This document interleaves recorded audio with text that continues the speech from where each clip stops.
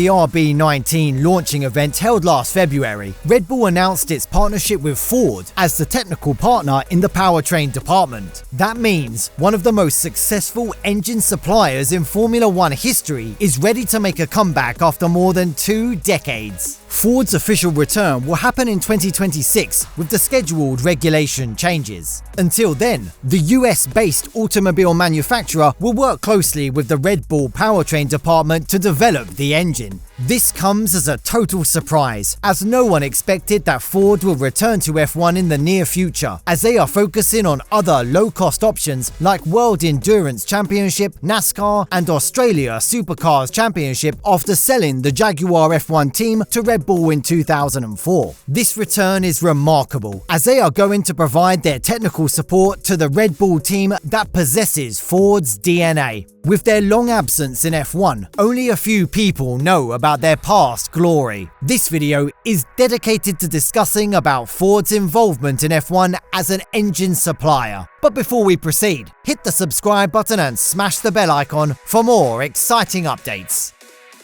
Ford is the second largest US-based automaker, with the 5th largest market capacity in the world. Formerly, both Jaguar and Land Rover brands were owned by it, and ran a Formula One team during the period between 2000 and 2004 in the name of the Jaguar F1 team. However, both brands were sold to Tata in 2008, and the current Jaguar team in Formula E is not part of the Ford business. Actually, Ford's involvement in F1 happened as a joint effort of Ford and Cosworth. Cosworth was a company specialized in manufacturing of high-performance internal combustion engines, powertrains, and electronics for automobile racing. So Ford started a partnership with them to build engines for the Ford racing cars. Under this agreement, most of the Cosworth designs were owned by Ford, and the formal agreement to build Formula One engines was signed in 1966. This partnership ran till the end of 2004, and Ford continuously sponsored these high-performance engines built by Cosworth over several decades. However, Cosworth continued to supply engines to Formula One even after the withdrawal of Ford from the sport in 2004.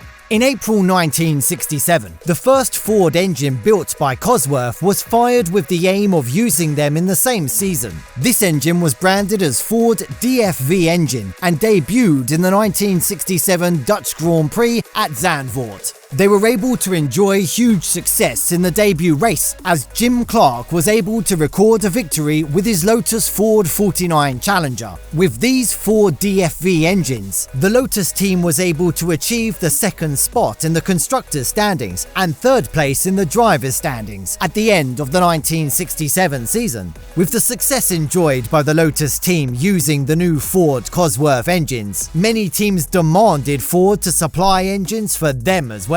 So, Lotus, McLaren, and Matra were able to power their Challengers with these Ford engines. These appeared to be much stronger than the previous season, and the Lotus team was able to record a 1-2 finish at the season opener race in South Africa with Jim Clark and Jackie Stewart. The whole season was dominated by Lotus, McLaren and Matra, which were powered by Ford engines, recording 11 victories out of 12 races, and the Lotus team was able to win both drivers' and constructors' championships at the end of the 1968 season. Ford was able to build a huge reputation as a power unit supplier within a short period of time, and the Brabham team also showed their interest in Ford engines in the 1969 season. So, Ford's powered teams repeated the success they enjoyed in the previous season by winning all 11 races of the season. However, Matra was the most successful team that year, winning both championships with legendary driver Jackie Stewart. For the 1970 season, a total of 5 teams signed engine deals with Ford, and 4 of them were able to hold the top 5 positions of the championship standings at the end of the season.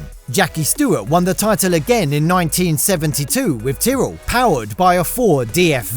The 1973 season was a remarkable year for Ford as an engine supplier, as all the teams turned for Ford engines except BRM and Ferrari. Jackie Stewart successfully defended his championship this time, and all the top 5 places of the standings went to the Ford-powered teams.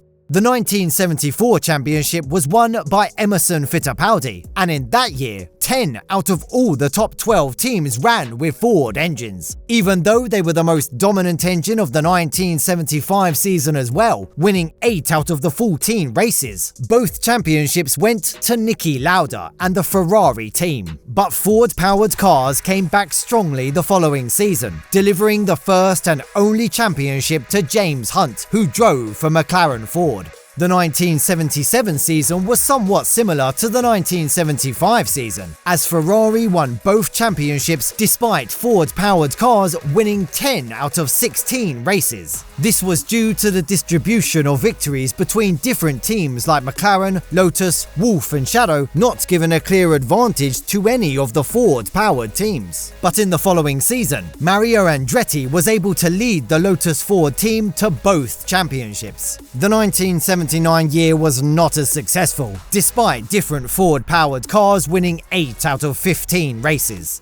As an engine supplier, Ford got a good start to a new decade by recording victories in 11 out of 14 total races. Alan Jones won the driver's title with Williams Ford, and the Constructors' Championship was also won by the British racing team. Williams successfully defended the title with Ford engines in the next season as well, but this time, the driver's title went to Keke Rosberg. Then, the decline started in 1983, as Ford-powered teams were able to record only 3 victories out of 15 races. So many teams turned to other engine manufacturers with the beginning of the first turbo era in F1. Tyrrell Ford was the only team using a naturally aspirated engine in the 1984 season, and it was unable to record any victory throughout that season. The 1985 season was also totally unsuccessful with 4 DFY engines, and the US-based power unit supplier immediately switched to Ford Cosworth GBA 1.5 turbo V6 engines in 1986, instead of 4 DFY engines used for many years. But Formula One decided to use the naturally aspirated engines instead of turbocharged engines again in 1987, so Ford immediately introduced DFZ 3.5 V8 Ford engines to their customer teams, Tyrrell Ford and Benetton Ford teams. However, naturally aspirated Ford engines were not at the level of performance they were a few years back. Ford-powered cars would barely win races till 1993, as they were considerably underperforming. However, 1993 appeared to be a big turning point for the US-based engine supplier, as they were able to make a significant turn with 6 victories out of 16 total races. Both Ayrton Senna and Michael Schumacher were driving Ford-powered cars, and it became a huge reason behind their success. In 1994, Michael Schumacher was able to clinch the driver's title using a Benetton Ford Challenger. However, Benetton lost the constructor's title to Williams Renault in that year, and Benetton also switched to Renault engines instead of Ford for their title-winning season. And since 1995, Ford once again experienced a significant decline. However, something more relevant to the present Red Bull-Ford deal happened in 1995.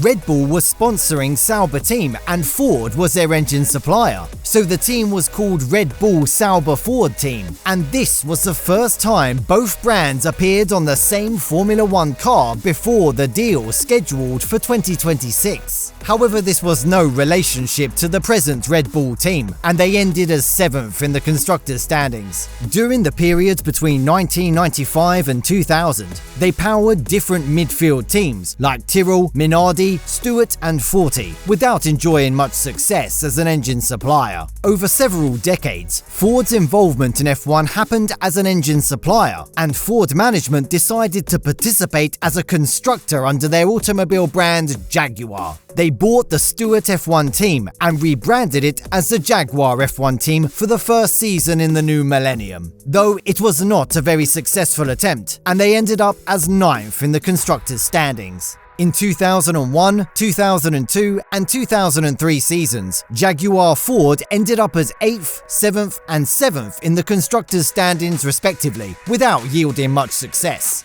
Jordan Ford's victory at the 2003 Brazilian Grand Prix was the last victory for a Ford-powered car before their withdrawal at the end of the 2004 season. Jaguar Ford finished the season as 7th in the standings and decided to sell the team to Red Bull. Ford also left the sport as an engine supplier, as it was heavily disappointed with the results that it endured within the last 10 years. However, Red Bull competed in the 2005 season with a car designed by Jaguar and powered with a Cosworth engine. And in that way, Ford, which enjoyed greater success in Formula One during the 1970s and 80s, left the sport without having any involvement for the next 20 years. Now, they are ready to make a comeback with the Red Bull team as their technical partner of the powertrain department. However, they are not going to participate purely as an engine supplier, and will assist Red Bull powertrains to develop the engines with their technical knowledge. What do you think about Ford's return to F1? Can it repeat the same success that it enjoyed in the 1970s and 80s? Share your thoughts in the comment section below. Thank you so much for watching the video. If you enjoyed the video, subscribe to the channel to get more exciting Formula One news. See you in the next video, guys. Goodbye.